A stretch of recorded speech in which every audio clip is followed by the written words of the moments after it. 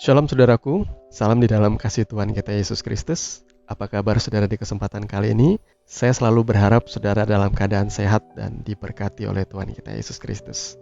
Jumpa kembali bersama saya Willy di dalam program Pendalaman Alkitab yang seperti biasa hadir setiap hari Jumat malam pada pukul 19 waktu Indonesia Barat.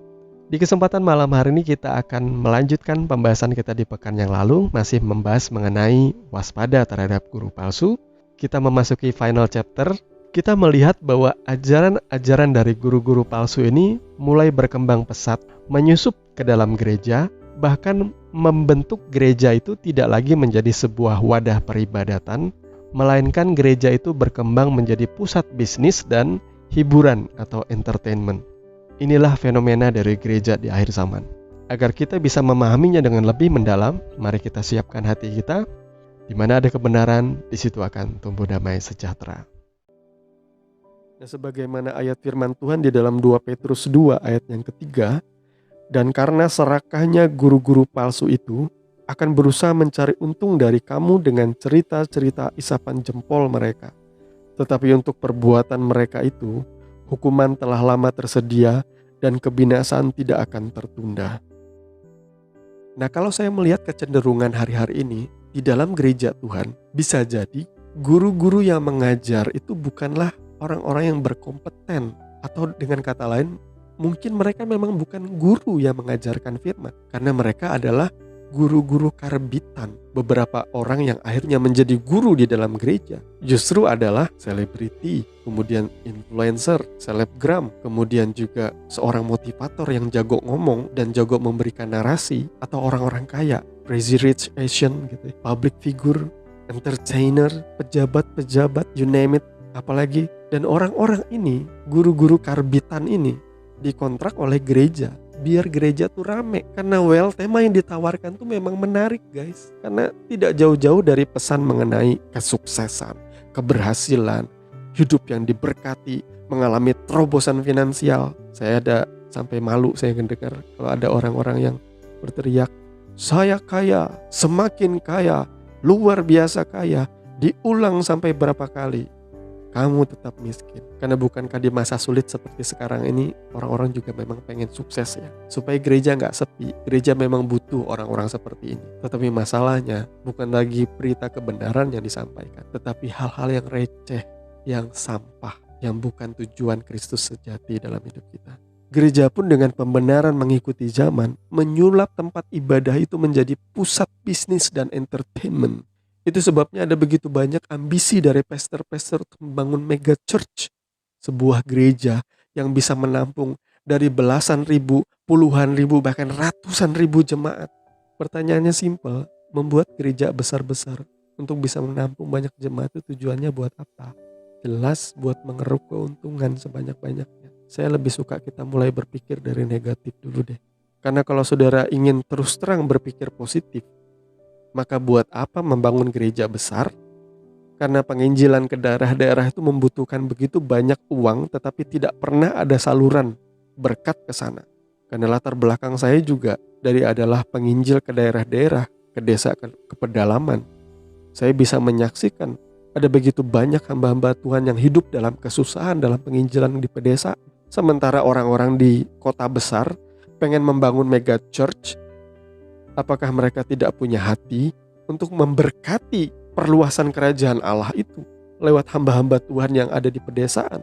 Saudara boleh baca Alkitab baik-baik, kisah tentang Bileam, bagaimana dia dikontrak oleh Raja Balak untuk mengucapkan kutuk bagi orang Israel. Sebenarnya kalau dia berpikir dengan sehat, bagaimana mungkin dia masih berani untuk menerima tawaran Raja Balak itu kalau bukan oleh karena hatinya melekat dengan uang? Kalau dari awal dia tahu bahwa Israel itu adalah umat kepunyaan Tuhan, dia gak bakal berani menerima tawaran itu. Siapa yang berani untuk menyumpah atau mengucapkan kutuk bagi umat kepunyaan Tuhan? Sampai beberapa kali loh Bileam itu menerima tawaran, walaupun bahasanya tuh tipis-tipis halus gitu ya, tetapi kelihatan dia mata duitannya. Kemudian sebagaimana firman Tuhan di dalam 2 Timotius pasalnya yang keempat ayat 3 dan 4 berkata, karena akan datang waktunya orang tidak dapat lagi menerima ajaran sehat, tetapi mereka akan mengumpulkan guru-guru menurut kehendaknya untuk memuaskan keinginan telinganya. Mereka akan memalingkan telinganya dari kebenaran dan membukanya bagi dongeng. Dengan menyadur strategi marketing dan manajemen, gereja mulai disulap menjadi pusat entertainment dengan tata cahaya yang mantap, dengan layar LED raksasa, dengan AC sejuk, dengan suasana ruangan seperti tempat pertunjukan yang mewah, sound system dan alat musik yang berkualitas tinggi. Jadi dengan adanya fasilitas yang bagus, tinggal sajian entertainmentnya lagi yang dikelola dengan profesional. Kemudian hadirlah pembicara dengan rasa motivator, pengkhotbah stand up komedian, pembicara dengan kesaksian punya pengalaman mengunjungi neraka, atau seorang pengkhotbah yang eksklusif, yang punya akses naik dan turun sorga dengan bebas, sampai kepada sajian-sajian entertainer macam sexy dancer atau pole dancing pun masuk dalam gereja. Pokoknya kalau hari ini sekalipun di dalam gereja itu tidak ada Tuhan, orang tetap datang ke gereja untuk alasan-alasan itu. Makanya Billy Graham pernah berkata, kalau Roh Kudus hari ini ditarik dari gereja, orang tetap akan ke gereja. Karena pemberitaan tentang Kristus itu sudah tidak menarik lagi bagi jemaat. Mereka ingin sesuatu yang entertainment, sesuatu yang menghibur. Orang gak perlu berita firman yang sejati. Orang hanya perlu hiburan ke gereja. Nyanyian yang mendayu-dayu emosi, membuat terenyuh dan menangis. Lalu mulai merenungkan betapa besar pengorbanan Tuhan Yesus bagiku. Tetapi faktanya tidak ada perubahan dalam hidupmu. Tidak ada pertobatan yang sejati. Tidak ada buah-buah Kristus yang konsisten dalam hidup. Tidak ada pengenalan yang benar akan Tuhan. Tidak ada perubahan karakter yang menjadi serupa seperti Kristus. Sehingga jemaat lebih punya prinsip seperti ini. Yang penting kami happy, komunitas kami elit, gereja kami kaya, so what? Nah, ketika gereja merasa bahwa kebenaran yang sejati tentang Kristus tidak lagi menarik bagi jemaat, maka mereka akan mencari solusi, yaitu memasukkan budaya-budaya yang ada di sekitar.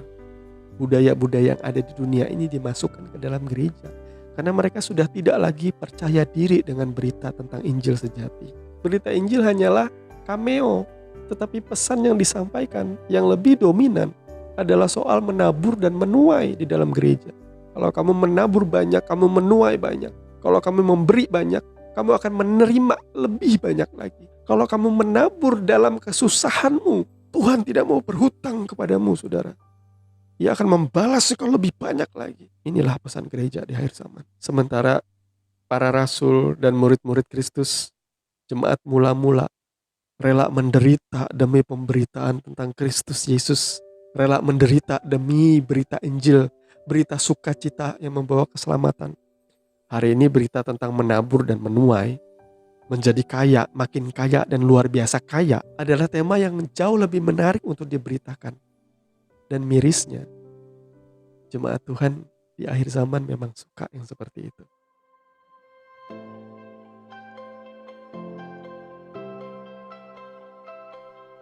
Bapak Ibu Saudara yang dikasihi Tuhan, lewat pembahasan kita di kesempatan malam hari ini, apa yang saudara sudah dapatkan?